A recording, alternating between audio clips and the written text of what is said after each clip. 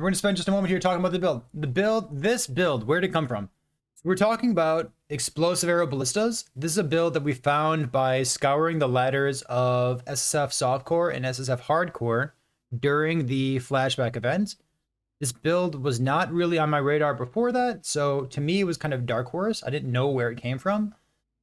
We did some digging, and apparently there was a build guide that came out in the middle of Harvest League. I think the guy's name was a Yak, Y-A-A-A-K, something along those lines. So like maybe that's the origin of the build, but the place that I found it was looking at the ladder. So there were some players who were playing this build. It kind of looks like this.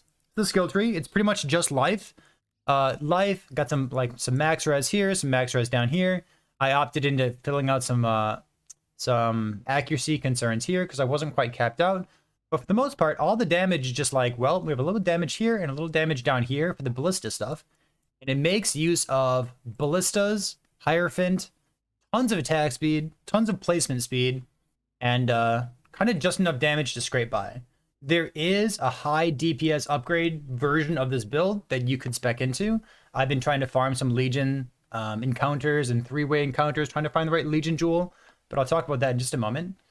For right now, this is just like an Ellie Overload, Ellie Equilibrium, Quill Rain, Ballista build.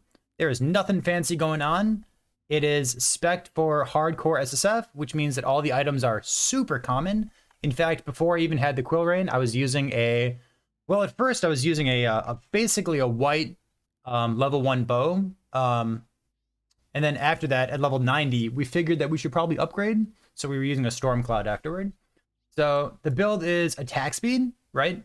So we are using Explosive Arrow. We want to stack as many fuses in a enemy as fast as possible so that when we hit the cap, because there is a cap on Explosive Arrow, when we hit the cap, we get the explosion as fast as possible. So if we want to stay alive, if we want the build to stay smooth, if we want to mitigate the fact that this is a totem build and there's like a delay in the damage, we stack up as much attack speed as possible from things like Blood Rage, from things like Starkonjas, from things like Quill Rain, from things like quality on any particular jewel that we're using, like Blood Rage. Basically as much attack speed as possible to make the detonation go off, right? And then for single target, we can swap in things like Barrage instead of our greater multiple projectiles. We need accuracy. We're not RT. We're not really on a dex heavy part of the tree. So we need to use things like a level 20 or a level 21 precision.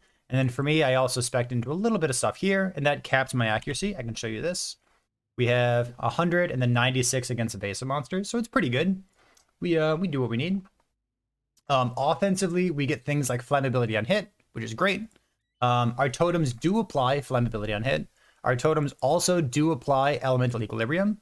So we have a little bit of lightning damage and a little bit of cold damage on our arrow hit itself. And then when the arrows explode, they take advantage of the enemy having that lower fire res, but then it, just for a second, switches to buff the enemy's fire resistance. So 99% of the time, the enemy is weak to fire damage, and then just 1% of the time, the enemy is strong against fire damage. So realistically, elemental equilibrium is perfect for us. It works out exactly the way that we want it to, which is quite good.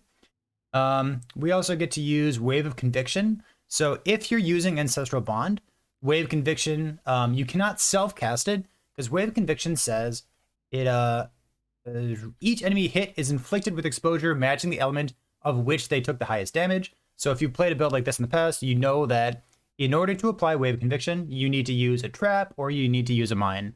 Mines are probably slightly better because mines have a little small aura where enemies take increased damage when they're like next to the mine. So that would be better, but I don't like clicking buttons and I don't mind using a trap. So I made the worst choice because adds what I got. Added fire damage makes sure that Wave Conviction matches fire, so the enemies are exposed to fire. Beyond that, we have tons of synergy with the Hierophant Ascendancy itself. So from the Hierophant, we only really have 3 Ascendancies. We don't have much more than that. The last Ascendancy is this Illuminated Devotion. You could put Arcane Surge onto your dash or onto your Flame Dash to get a little bit of extra AoE. Realistically, it doesn't do too much. But the first 2 Ascendancies are insane, and the 3rd Ascendancy is still quite good. So throughout all of our Ascendancy, we get 90% increased totem placement speed, And the default placement speed for a ballista is much, much faster than the default placement speed of a totem, which means I get to do this. And oh my god, it feels great. I can walk around maps and place totems this quickly. It's a lot of totem placement speed, and they always place right next to your character, which means that it doesn't matter where your mouse is, right? Even if your mouse is all the way over here, it's still going to place right next to your character, slightly in front of you. And that feels really, really good. So we have 8 totems. We have 3 by default, because that's the default for what it means to have a ballista. That's how ballistas work. So we have 1, 2, 3, 4, because we're using the skirmish. All versions of this build should probably be using this, not only because it just has +1 on it, but also because you can corrupt it. So you can get point blank, or you could get +1 arrow. So that's pretty sick. Quick note about point blank: explosive arrow used to be counting as secondary damage. It now counts as normal damage, so it's not secondary damage, which means that if you do get a point blank corruption, you get this 30% more damage, which is pretty good. Be quite strong, and I would be happy to have that. All right, so we have 8 ballistas total. We're going to talk about the Ascendancy still. We have, let's see, 1, 2, 3 ballistas, 4 from the Quiver, 5 from Pursuit of Faith, 6 from Ancestral Bond, 7 from Panopticon down here, Ataxios +1, summon ballistas, and then 8 because we're anointing watchtowers all the way over here. So this is our anoint, gives us +1, gives us some movement speed, gives us damage, gives us action speed cannot be modified below base, which is nice in case they try to get chilled or slowed in some way. But no, watchtowers is just like the perfect anoint for us. So because we have 8 ballistas total, this is not like a totem build, where a totem build normally has like 3, maybe 4, maybe 5 totems. So if you have 5 totems, you get 3% more damage per totem. 3 times 5 is 15. For us, we get 24% more damage from Ritual of Awakening instead of 15. Like, it's pretty good. It has a lot of synergy with the fact that we just get a lot of ballistas because we're using ballistas instead of totems. We also get 8% life regen for each, or I guess 8% total, 1% for each summon totem. That applies to the ballistas as well, which is why we get to get away with using damage on full life support. This damage on full life checks us, and it checks the totem. It checks whether one of them has full life. For the most part, we're also using a level 10 vitality, along with precision, skitterbots, and flesh and stone. And that'll make sure that our ballistas and us are capped off on all of our life, so that we can make use of damage on full life. The marble amulet helps a little bit. It's not needed, but it helps. Vitality and the ascendancy gives us more than enough life regen to make sure that it all works. Conviction of Power is the 3rd ascendancy here.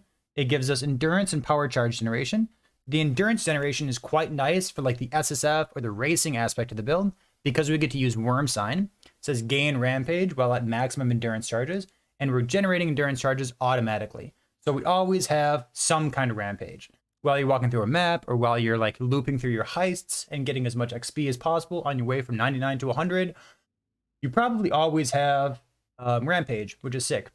If you don't care about the rampage, if you want to like min-max this version of the build, yeah, sure, maybe you're going to use a pair of gripped gloves. Maybe your gripped gloves have tier 1 life or attack speed or some dexterity, because you really do need dex in the build. Maybe you have Culling Strike on your gloves or +1 Frenzy Charge. Those would all be great options. But for me and for SSF, and especially for racing considerations, Worm Sign is awesome. We also have take, reduce elemental damage, and damage penetrates, and both of those last lines of text from Conviction of Power are quite good. The last ascendancy, if you never got Uberlab, you're really not missing out on anything, which honestly is quite nice. Again, racing considerations, SSF considerations, SSF hardcore considerations. Your build really has all of its power mixed into the first 3 ascendancy points, and you don't really get anything out of the last one, but c'est la vie, it's fine. What else is there to talk about in the build? The skill tree is pretty much just life. If you wanted to trim life, if you wanted to use a Thread of Hope in order to pick up Ancestral Bond, I think that'd be a quite good place to be as well.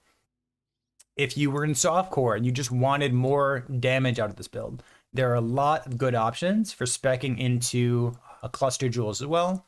Probably not going with Ignite stuff, but maybe just like fire damage large, totem mediums. There's a totem medium that gives onslaught if you've placed a totem recently, which is kind of insane. Because then again, onslaught is something that I don't have that would give me a tremendous amount of attack speed. And attack speed is like the name of the game when it comes to this build, right? For leveling this build, we leveled this build just because I wanted to get a hang of the build. I wanted to see what it was like, whether it felt good for leveling, things like that. So I kind of derped around until level 28. And then at level 28, we had our, I guess I had a tabula, but we were on Ballista, Explosive Arrow, Elemental Damage Attack Skills, and I think faster attacks. No, I was on lesser multiple projectiles, and I swapped into faster attacks for single target. It felt surprisingly smooth to play this build all the way from level 28. I kind of thought it was going to feel like garbage until maybe 68 or until maybe level 70 or so. I was pleasantly surprised. The build was awesome. The build was really, really good all the way from level 28. We what's our slash played right now? We're 29 hours right now. We hit level 94 with a slash played of 24 hours.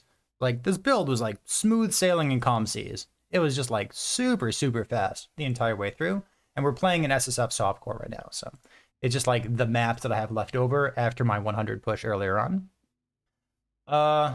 Is there anything else to talk about in this regard? Not really. For leveling the build itself, I just kind of beelined it toward the very bottom of the skill tree. I didn't level with much damage at all. We just grabbed Holy Dominion, Divine Fervor, and then came all the way... and Ellie Overload. And then we came all the way down. And we made it to Lava Lash as soon as possible. And then picked up the damage wheel over here with Panopticon, Surveillance, and a little bit of Totem Durability coming from Ironwood. The rest of the build was just life after that. But even picking up so few damage nodes, you could pick up something like this if you wanted to. You could pick up something like this if you want a little bit of damage. Or even, like, I guess you can go to Ancestral Bond, but you already get three Ballistas by default. And I, equipped my Skirmish at level 19, so 4 Ballistas by default. And I never really felt the need to pick this up. So I picked this up relatively late in the entire build here. So the core of the build is just attack speed. Could be a Stormcloud. It could be a Quill Rain. Could be any bow you have sitting around that has as much attack speed as possible. What else would you care about? I guess the Skirmish Quiver, right? That's pretty much the core of the build. Everything else could be just life until you end up upgrading it later, either in SSF or crafting stuff or buying stuff in a trade league. Your biggest upgrades would be finding the 2 silver oils for the watchtowers, getting level 21 gems. You don't want quality on Explosive Arrow. Quality gives you increased skill effect duration, and you don't want skill effect duration. You want the explosion to go off as soon as possible. So just having the 21 gem, leveling it to 20, valing it immediately, you're already done. You don't need to flip it in order to get maximum effect out of your main skill gem, which is quite nice. Dying Sun, if you were using Barrage, anything that gives you extra projectiles would be quite good, just to stack as many fuses in the enemy as possible. I'm also using, let's see, Conqueror's Efficiency helps with mana, but this is not what I'm looking for. I'm looking for this, Rain of Splinters. So Rain of Splinters reduces my damage while clearing. Doesn't really matter. But for single target with Barrage, Rain of Splinters is awesome. So it's 33% less damage, reduced damage, but then plus 2 projectiles. So while we have Barrage socketed in, this is a huge increase to our damage. So it's quite good just because of the extra projectiles, Barrage support, etc. The biggest upgrade that you can get to this build, and I think kind of the point of the build, is ultimately this is a build that works perfect with the Chainbreaker Keystone. So the Chainbreaker Keystone comes from a Lethal Pride. It comes with conquered by Akoya is the name of the general there. And Chainbreaker says that your mana regeneration, of which you have a bit coming from your Ascendancy, and maybe from a Blue Pearl amulet as well, but your mana regeneration gives you rage, and then your rage gives you attack damage and movement speed and attack speed like it normally does. So this build using Chainbreaker juices up the attack speed to an insane amount. And that's where this build would want to be if you were playing it in a softcore trade league. That's where all your big damage comes from. In a racing environment, in SSF softcore, SSF hardcore, this build is 100% playable. But that's the reason for the build, right? Ultimately, you'd be wanting a Chainbreaker Keystone. Maybe you place it down here. Maybe you convert the Iron Grip. You could also place it on any of these other places in order to get one of these converted Keystones, right, into Chainbreaker. But having Berserk and the fact that you're using totems or traps or mines, but the fact that you're using totems means that the totems are hitting, so you are never experiencing the penalty that would normally come with using Chainbreaker. So that should be awesome.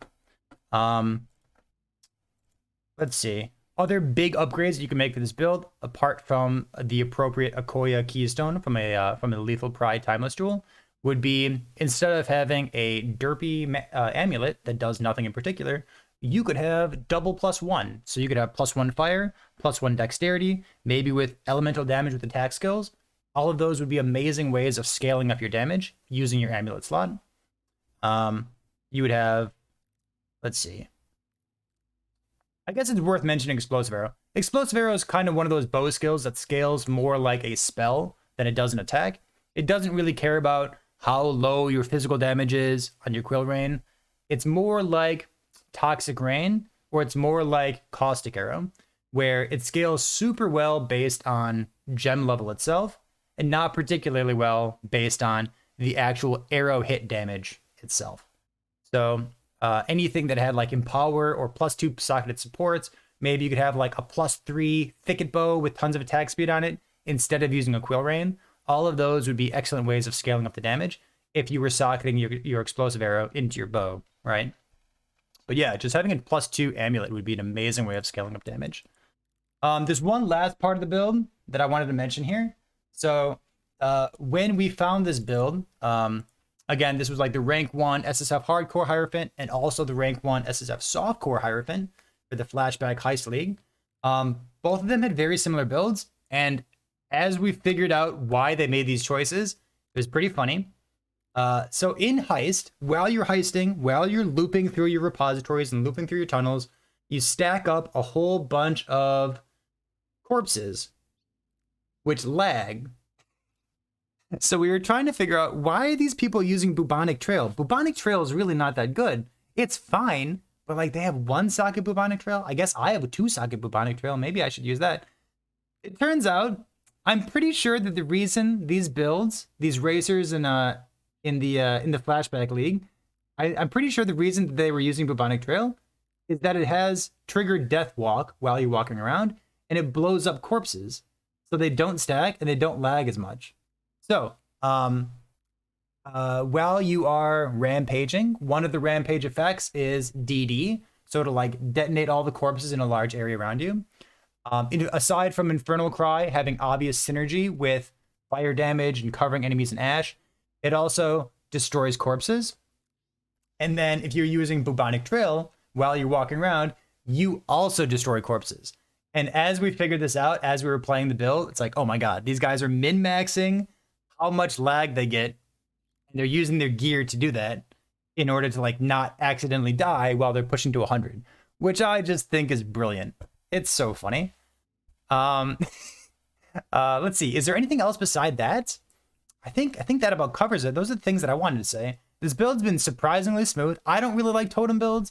I feel like totem builds, the fact that you're kind of pigeonholed into one specific chess piece using Soul Mantle, it kind of dominates your ring sockets because you really want to use Kikazaru. It like, then like you have to 6-link a 20 quality chess piece, or you have to, you know, try to farm up Hillock and then try to get 28 quality on your Soul Mantle and then try to 6-link it instead of getting 40 quality on a rare chess piece in the similar fashion. Yeah, I don't know. And then like you're missing out on all the placement speed too. All these things that just make Ballistas feel good. They just kind of feel good. I wanted to do a map with you as well, just to kind of finish off the conversation before we end this here. I have a tier 16 Peninsula map. Let's see, we're only at Awakening level 1 because we're trying to do some Watchstone stuff here. But I'll kind of show you what the build looks like as we play it. We need to do a couple things. We pop Blood Rage at the beginning of the map. We can place down some totems. And we lag just a tiny little bit because we are currently using Combustion. And Combustion has a little bit of a lag component with it because there's a lot of small ignites that are being calculated over time. And then we have our rampage that automatically goes off. But aside from just using our movement skill, and aside from just placing our ballistas, we also use frenzy. So frenzy will proc elemental overload for us. Even though frenzy does no damage, it can still crit. That guy's too tanky for me. Frenzy can still crit, so it's still going to proc LE overload, and it'll generate our frenzy charges.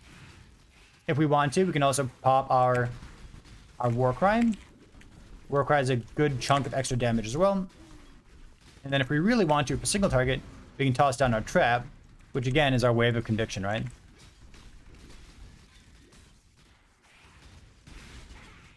And again, we're using a level 20 precision, Flesh and Stone, and Skitterbots. And then we also have a level 10 vitality.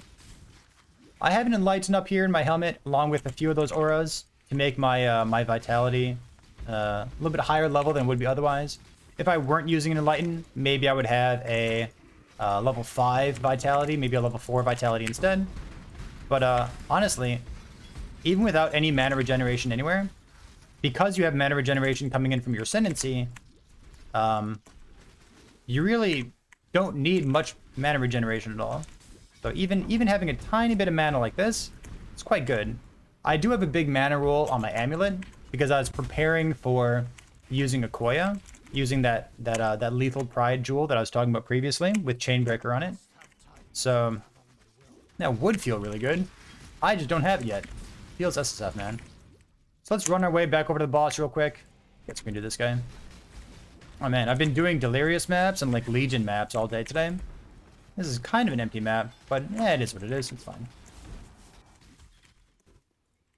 Let's go walk over to the boss. I'm going to swap into Barrage so I can kind of show you what that looks like.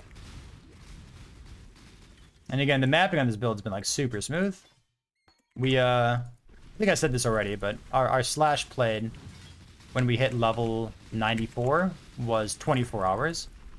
And like, yeah, Heist is insane experience, but this build was just like much smoother to play than I thought it was going to be. I'm trying to keep my mouse on this guy so you can watch his health.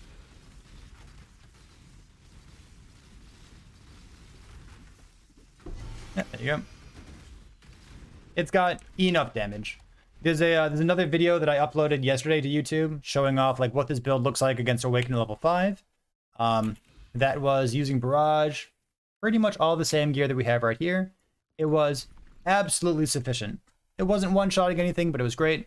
Again, the parts of the build that would really juice up the damage would be like maybe +1 amulet, a double +1 amulet, getting Rage, getting Berserk, getting those more multipliers and all that attack speed if you had the Chainbreaker Keystone. So if you're looking for this kind of build for a SSF softcore league starter, that would be like the first big purchase that you would make. Before that point, if you're in any league really, SSF softcore, hardcore, trade leagues, whatever, I would say Stormcloud, Quill Rain. Ideally, Quill Rain would be the kind of starter you'd want. Skirmish, and then just life, right? Then just play the game, make your currency, buy whatever you want after that. But yeah, this build's been a pleasure to play. It really surprised me. In terms of racing, I thought that Hierophants were going to race with things like Bladefall, Blade Blast, Archmage, maybe Archmage BV, maybe like Freezing Pulse, Totem, something along those lines I thought would be more common. Hell, even seeing someone play like Call of Steel Ground Slam on a Hierophant, I figured that would be a pretty good way to race. So all of those things aside, watching people race to 100 using Explosive Arrow Ballistas, to me, it felt like it kind of came out of left field, and I'm surprised that it took first place in both of those events, in SSF Hardcore and Softcore. So I guess that's why we're exploring it. That's why we're learning. So that's it. That's the build. We're going to play this for a little bit while longer. We're 94 right now. Probably just going to farm up to Awaken level 8, kill him a few more times and kind of get a better feel for the damage. And then we'll try to farm up Legion stuff in case we can find an SSF jewel to feel exactly how good Chainbreaker is.